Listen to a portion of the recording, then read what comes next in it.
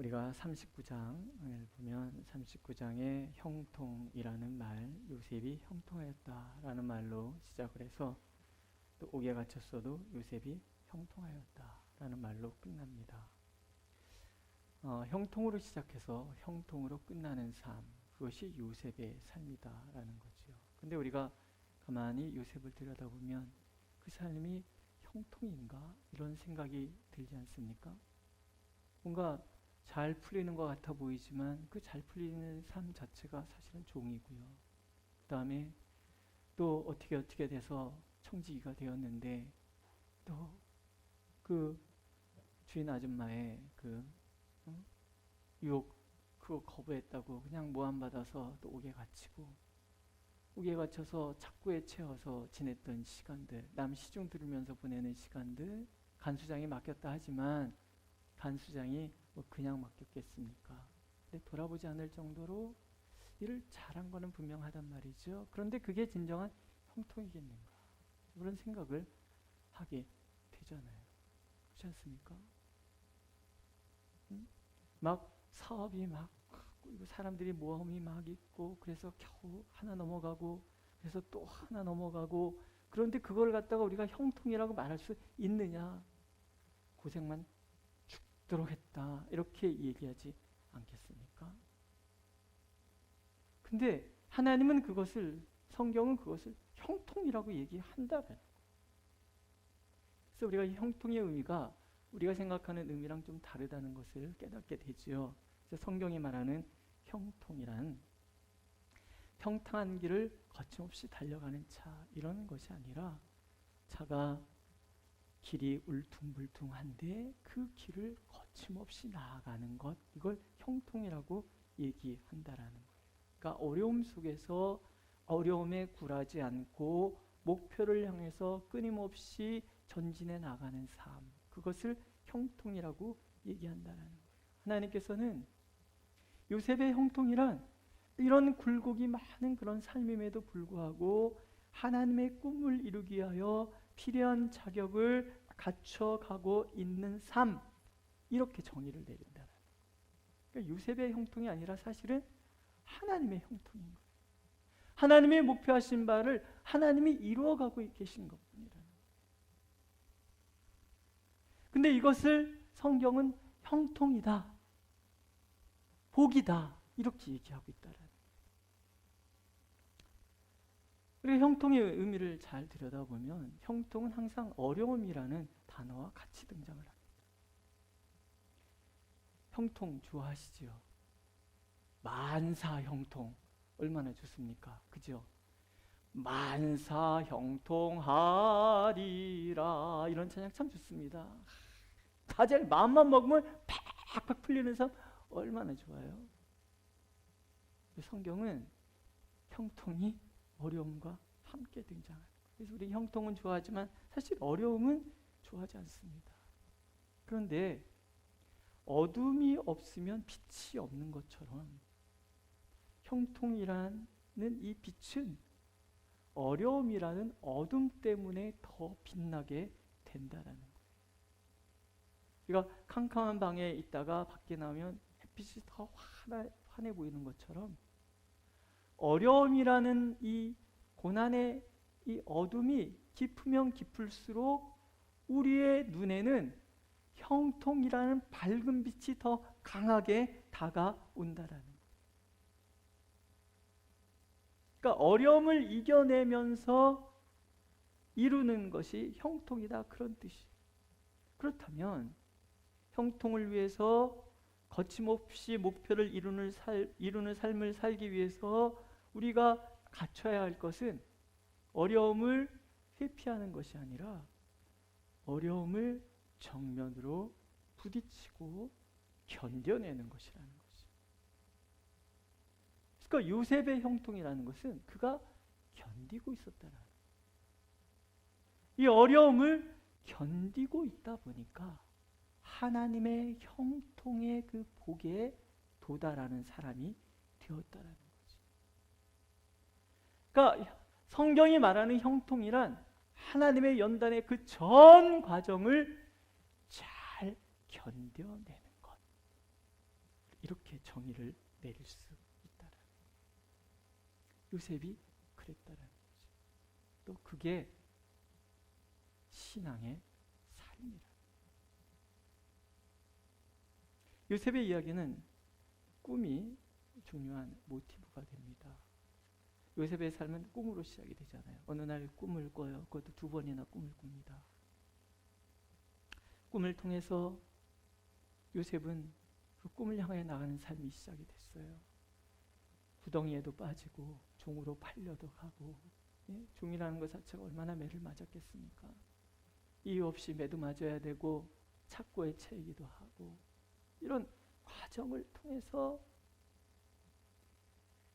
과정을 견뎌나가는 그 동기도 꿈이었단 말이죠. 그리고 요셉의 인생이 피는 과정도 꿈과 연관이 되는 거예요. 그래서 오늘도 술 맡은 관원장, 그리고 떡 맡은 관원장의 꿈꾼 얘기, 그것도 항상 꿈은 2번씩 등장하잖아요. 바로도 꿈을 꾸는데 꿈을 2번이나 거푸 꾸게 되는 거죠. 그러니까 꿈과 연관이 있는 거예요. 그러니까 꿈의 여러 가지 의미, 그것을 표현하는 그런 이야기, 이게 요셉 이야기라는 거죠. 이 꿈이라는 것 자체를 우리가 한번 보면요, 꿈은 하나님이 주시는 거라는 거예요. 현대 정신의학은 내 무의식의 표현이다라고 얘기를 하지만, 그러나 우리는 그렇게 보지 않습니다. 내 무의식에 잠들어 있는 어떤 도구들을 끄집어내서 하나님께서 하나님의 계시를 우리에게 보여주시는 사건, 이것이 꿈이라는 거예요. 혹시 어젯밤에 꿈꾼 거 기억하시는 분 계십니까? 그래서 제가 그 기도 훈련을 시킬 때 가끔 그 청년들이나 성도들한테 그런 걸 시킵니다. 머리맡에 종이와 펜을, 후레쉬도 놓으면 더 좋다, 놓고 꼭 자라. 그리고 눈 뜨자마자 꿈을 딱 기록해. 예? 꿈 안 꾸세요? 뭐라 그러셨어요? 좀 옛날에는 크게 얘기하시더니 요새 이렇게 소근소근 얘기하세요. 그지요. 그래서 적어야 돼요. 꿈은요 금방 잊어버려요. 사람들 물어보면 꿈 꾸세요? 아유, 나는 꿈을 안 꿔요, 이래요. 근데 그건 거짓말이에요. 꿈을 다 꿔요. 잊어버리는 것뿐이에요.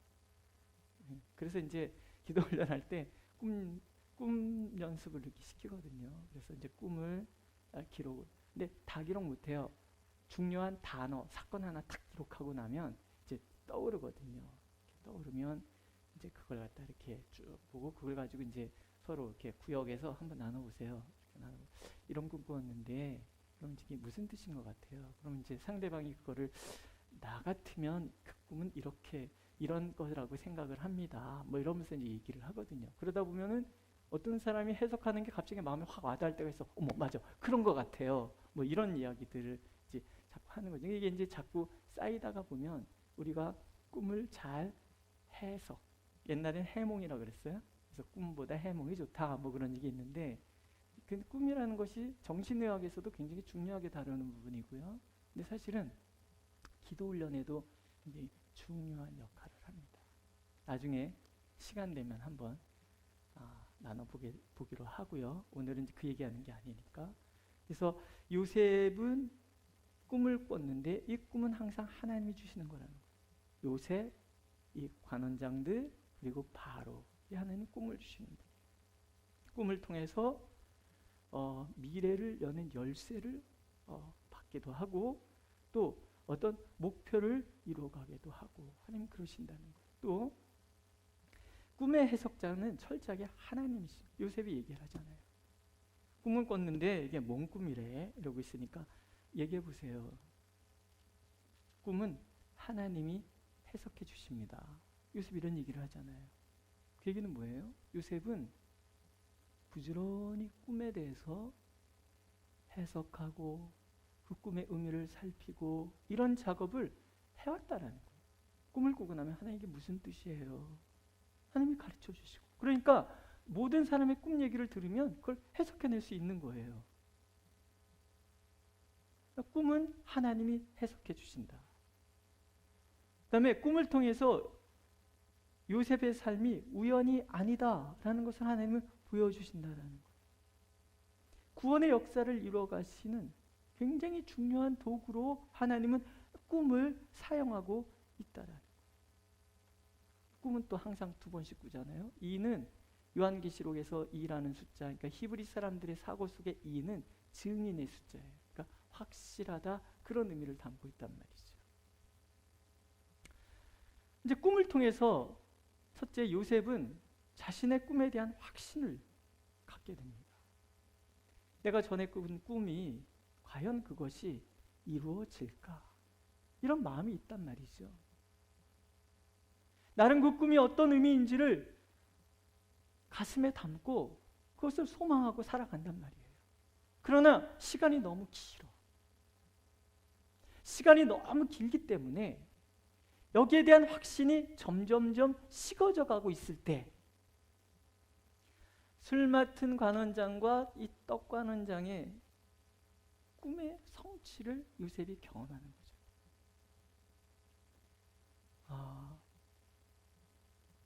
내 머리에는 광주리가 3개요. 새들이 그걸 먹었어. 뭔 뜻이요? 그러니까 그 삼은요, 그것도 3일이란 뜻입니다. 왜 새들이 먹어? 그건 당신이 죽는다는 얘기입니다. 술 맡은 관원장은 내가 나무 3가지에서 싹이 나서 꽃이 피고 포도송이가 익어서 내가 그걸 딱 칩을 만들라고 바로한테 받지. 이건 뭔 뜻이래? 그거는 3일 안에 당신이 살아나서 관직이 회복될 것입니다. 근데 그게 그대로 이루어졌단 말이에요. 이게 요셉에게 얼마나 힘이 됐겠냐는 얘기죠. 맞아. 하나님이 주신 꿈은 반드시 이루어집니다. 누가 하시는 거예요? 하나님이 하시는 거예요. 왜? 요셉에게 확신을 주기 위해서. 하나님께서는 항상 우리에게 확신을 주셔서 우리의 믿음이 흔들리지 않기를 원하시는 거예요. 그래서 중간중간에 하나님께서 이런 사건들을 통해서 우리를 굳은 믿음 가운데로 인도해 가시는 거예요. 꿈은 누구의 꿈인 거예요? 요셉이 꾸었지만 그 꿈은 하나님의 꿈인 거예요. 인간이 꾼 꿈은 그래 자고 일어나면 어디로 가버려요. 그죠? 그러나 하나님이 주시는 꿈은 사라지는 게 아니에요. 왜? 하나님이 꾸게 하셨기 때문에, 곧 하나님의 꿈이기 때문에. 하나님이 꿈꾸시는 것은 100년이 지나고 1000년이 지나도 반드시 이루어지는 꿈이라는 거예요. 나의 후대, 그 후대에 이르기까지 사람은 수없이 바뀔지 모르지만 영원히 변하지 않으시는 하나님이 계시기 때문에 하나님이 꾸시는 꿈은 반드시 이루어진다라는 거예요. 우리 한 사람 한 사람을 향한 하나님의 계획도 반드시 이루어지는 거예요. 왜? 하나님의 계획이니까. 그러니까 교회에 나아갈 방향이라는 것은 우리가 진행해 가는 것 같아 보이지만 사실은 그것은 누구의 계획인 거예요? 하나님의 계획인 거예요. 들을 수 있는 사람이 하나님의 음성을 듣고 들을 수 있는 사람이 하나님의 일을 행하는 거예요. 그러니까 하나님이 이 시대에 찾으시는 사람도 하나님의 음성을 들을 수 있는 사람을 찾으시는 거예요. 깨달을 수 있는 사람을 찾으시는 거예요. 이 교회 안에서는 누구예요? 우린 거예요.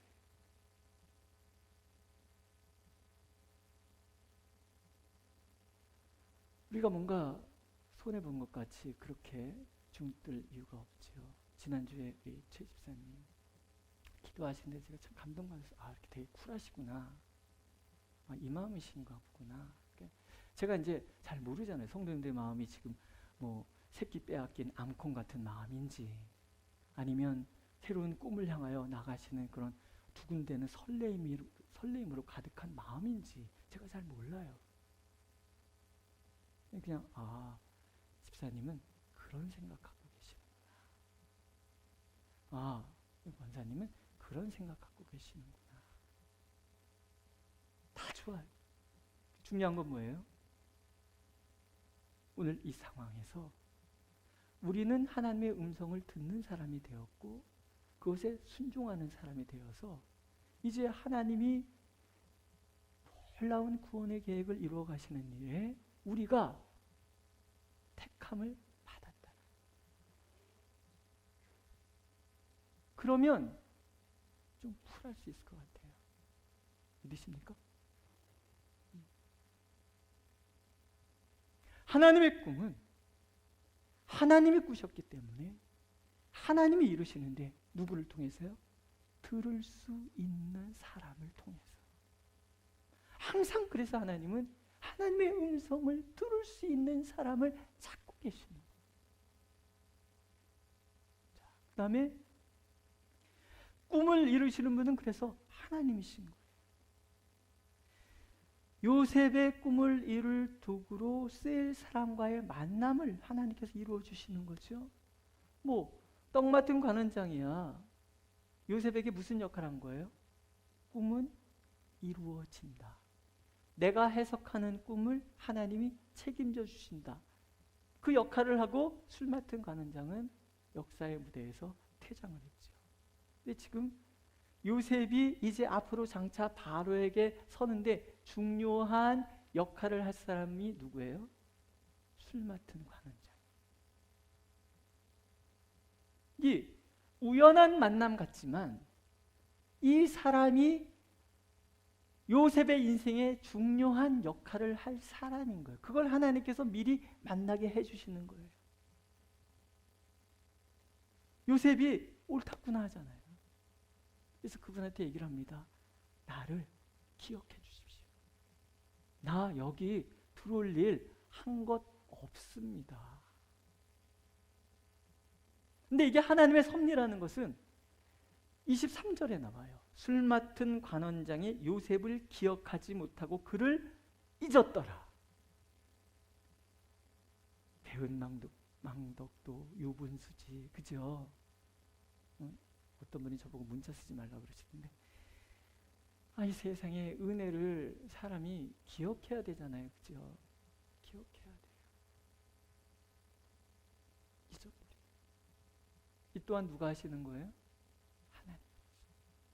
지금의 하나님이 하시는 일은 뭐예요? 요셉에게 꿈에 대한 확신을 주는 것뿐이지 때가 된 것은 아니라는 거예요.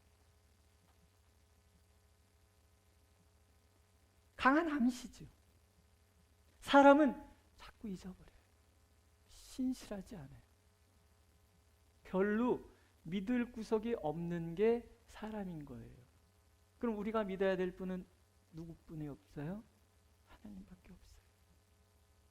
사람은 은혜가 없어요. 하지만 하나님은 은혜를 잊지 않으시는 분이에요. 사람은 헛소리를 많이 해요. 그러나 하나님은 항상 신실하세요. 사람은 자꾸 변하지만 하나님은 변하지 않으세요. 은혜를 잊은 사람은 떠나가지만 하나님은 은혜를 잊지 않으시기 때문에 떠나시는 법이 없어요. 하나님이 주신 그 꿈을 이루기까지 하나님은 떠나지도 버리지도 않으시겠다고 약속하시죠. 그 하나님을 믿으라는 거예요. 마지막은요, 하나님의 꿈은 믿음의 연단을 통해서 이루어져 간다는 거죠. 요셉의 그 연단의 전 과정이 얼마나 어려웠는지 사실 우리는 다 알 수 없어요. 제가 요즘 시편을 읽어가면서 다윗의 그 연단의 환난의 과정을 제가 이렇게 쭉 이렇게 읽어가면서 그런 생각이 들어요. 시라는 거는 내가 경험한 만큼 이해하는 거겠구나, 그런 생각이 들어요. 그러니까 어렸을 때 시편을 읽을 때 마음과 요즘 제가 읽는 시편의 느낌이 다르다라는 것을 알게 돼요. 그러면 제가 훨씬 나이를 많이 들었을 때 다시 시편을 읽으면 그 느낌이 또 다를 거라는 생각이 들어요. 그래서 어떤 분은 히브리 대학에서 박사학위를 받고 오신 분인데 그분은 자기가 50세가 넘도록 시편을 설교를 해본 적이 없대요. 왜? 자기는 시편을 이해할 수가 없다라고 생각했기 때문에. 근데 이제 50이 넘어가면서 나도 이제 시편을 설교할 수 있겠다, 이런 마음이 들었대요. 그 얘기 듣다가 제가 그랬어요. 아유, 나는 30대 주제넘게 시편을 설교했네. 그런 생각을 했어요. 요즘은 이해가 되는 부분이 덜어 있습니다. 아직도 다 몰라요. 우리가 요셉의 마음을 다 이해할 수 없어요. 다만 쉽지는 않았겠구나, 이렇게 짐작해 보는 것뿐이죠. 그런데 그럼에도 불구하고 이해할 수 없지만 그가 보냈던 그 연단의 과정을 그가 보낼 수 있었던 이유는 그 모든 과정에 하나님께서 함께 하셨기 때문에, 때를 따라 돕는 은혜를 베푸신다 그러죠. 감당치 못할 시험당함을 허락하시는 법이 없어요. 그리고 시험당할 때는 때를 따라서 돕는 은혜를 주신, 이게 하나님이 동행하시는 거예요. 함께 하시는 거예요. 너희로 능히 감당하게 하시느니라. 바울 사도의 이보다 더 확신에 찬 고백이 있을까 싶어요. 따라해 보세요. 우리는 능히 감당할 수 있다. 능히 감당할 수 있는 거예요. 왜? 하나님께서 능히 감당하도록 도와주시니까. 자, 보세요. 보디발의 집에 종으로 끌려갔어요. 10대 아마 후반이었던 걸로 생각이 됩니다. 어린아이가, 우리 아이가 18살이거든요. 키는 184cm, 저보다 10cm가 훨씬 큽니다. 얼굴도 잘생겼어요. 아들 자랑. 이놈이 저를 보면은 father 이러면서 갖고 탁 이렇게 그래요. 귀엽죠. 너무너무 귀엽죠. 일주일에 한 번씩 보니까 되게 반갑고 귀엽죠. 근데 애기예요. 그렇게 기숙사 생활을 하는 게 신통하다, 고맙다, 이런 생각이 드는데 암만 봐도 애기예요. 그러니까 요셉의 나이가 그 나이였을 거란 말이죠. 생각을 해봅니다. 얼마나 힘들었을까. 사랑하는 아버지 떠나서, 형제들 떠나서, 형제들에게 배신당해서 끌려온 그 종살이가 얼마나 힘들었을까. 근데 그 과정을 통해서 요셉이 뭘 배웁니까? 청지기로서 집안을 관리하는 법을 배우는 거예요. 이게 어디에 밑거름이 되나요? 나중에 애굽 전체를 통치하는데 밑거름이 돼요. 또 간수장, 감옥을 관리하는 일을 통해서 이 관리 업무를 배우는 거예요. 집안 경제, 그리고 어떤 통치 방식, 운영하는 방식을 배우면서 하나님 총리를 준비하고 계세요. 또 하나는 꿈의 해석, 꿈의 해석을 통해서 지혜를 훈련하고 계십니다. 어떻게 하나님의 뜻을 분별하며 살아갈 수 있는가? 어떻게 하나님의 뜻을 이루어갈 수 있는가? 이런 것들을 하나님께서 그 과정을 약 10몇 년에 걸치는 그 과정, 약 13년 정도 되는 것 같아요. 그 과정을 지나가면서 모진 고생을 하고 있지만, 그러나 그 고생이 헛된 고생이 아니라 그 고생을 통해서 요셉을 하나님은 야무지고 단단한 사람으로 바꿔가고 계신다라는 거예요. 시편을 보세요. 그의 발은 착고를 차고 그의 몸은 쇠사슬에 매었으니 곧 여호와의 말씀이 응할 때까지라. 그의 말씀이 그를 단련하였도다. 예, 발이 착고에 차이고 쇠사슬에 묶이고 힘든 시간을 보내는데 그 과정을 통해서 요셉이 야무지고 단단해졌던 이유는 하나님의 말씀을 묵상하는 삶을 살아요.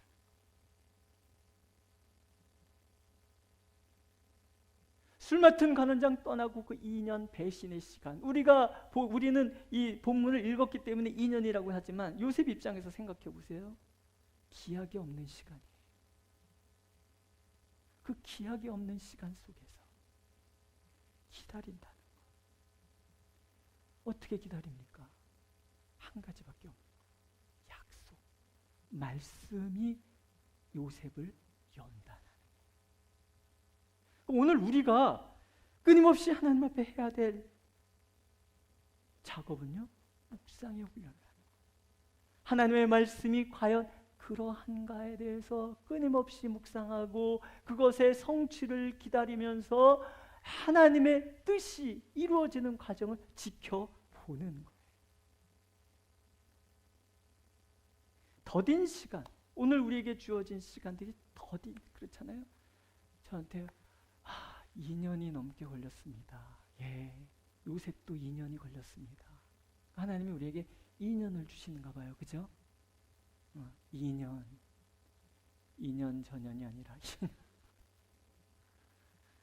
2년이 걸리는 것 같아요. 2년. 기약 없는 시간들. 그러나 생각해 보십시오. 그 시간들이 나를 어떻게 바꿨는지 한번 보자요.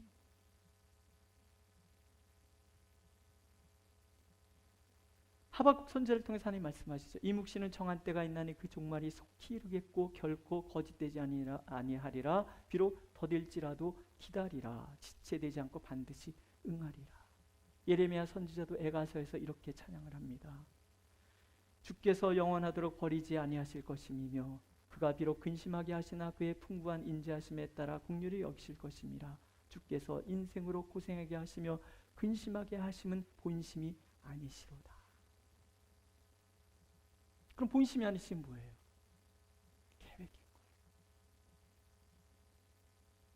지난주에도 말씀드렸어요. 연단의 과정을 통과한 우리를 하나님께서 그냥 재밌다고 아이고 꽃이다 이러고 바라보시겠습니까? 그렇죠.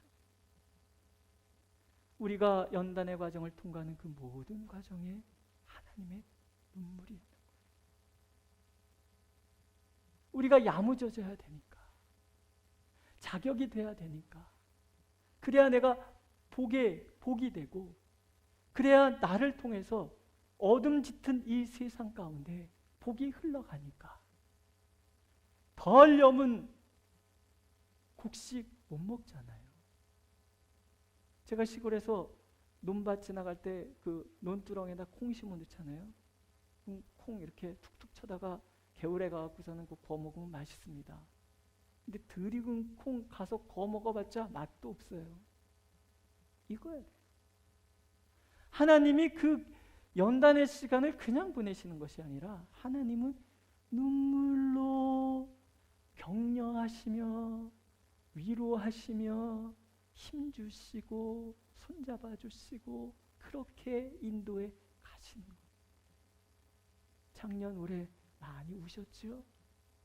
근데요, 한 번 더 눈을 돌려보세요. 우리의 아픈 가슴 때문에 울고 계신 하나님의 눈물이 있는 거예요. 그 눈물 때문에 예수님은 기꺼이 십자가를 지시는 거예요. 믿으십니까? 오늘도 하나님 우리가 준비된 하나님의 사람들이 되기를 원하시는 거예요. 하나님의 뜻을 내 뜻으로 받아들일 수 있는 그런 믿음, 그리고 이 연단의 시간들을 견딜 수 있는 믿음, 하나님의 뜻 가운데 온전히 머물 수 있는 그런 믿음, 오직 하나님께만 소망을 둘 줄 아는 그 믿음을 하나님께서는 오늘 우리에게 원하시는 거예요. 우리가 그 믿음으로 하나님 앞에 서면 하나님은 오늘도 나를 통해서, 우리를 통해서 하나님의 뜻을 이루어 가시겠다고 약속하고 계시는 거예요. 내가 그 하나님의 꿈을 이루는 일에 쓰임 받기로 헌신하기를 오늘도 하나님은 나에게 원하고 계시는 거예요. 헌신하시겠습니까? 찬양하겠습니다.